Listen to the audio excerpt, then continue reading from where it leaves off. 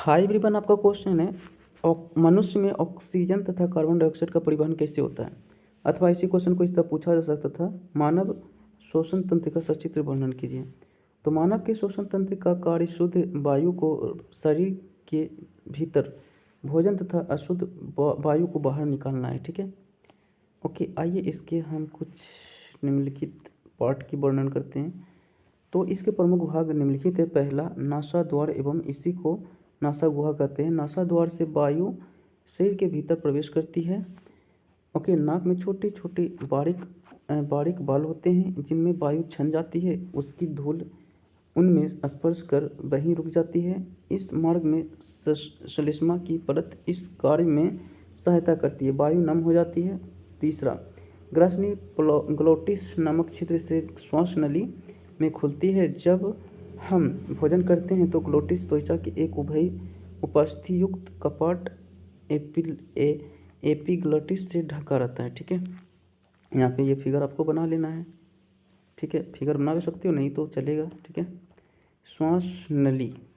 ठीक, आइए इसके बारे में समझते हैं। श्वास नली के बारे में समझते हैं।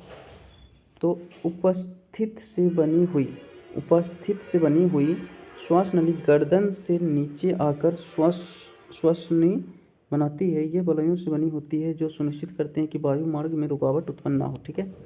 फुफ्फुस, तो फुफ्फुस के अंदर मार्ग छोटी और छोटी नलिकाओं में विभाजित हो जाते हैं जो गुब्बारे जैसी रचना में बदल जाते हैं। इसे कुपिका कहते हैं। कुपिका एक सतह उपलब्ध कराती है जिससे गैसों का विनिमय हो सकता है।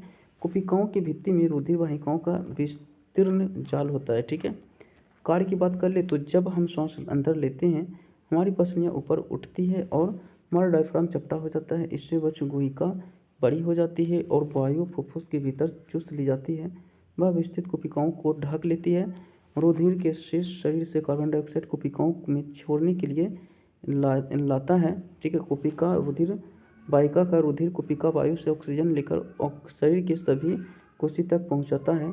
श्वास चक्र के समय जब वायु अंदर और बाहर होती है तो फुफ्फुस सदैव वायु के विशेष आयतन रखते हैं जिससे ऑक्सीजन के अवशोषण तथा कार्बन डाइऑक्साइड के मोचन के लिए पर्याप्त समय मिल जाता है। ठीक है, सो थैंक यू।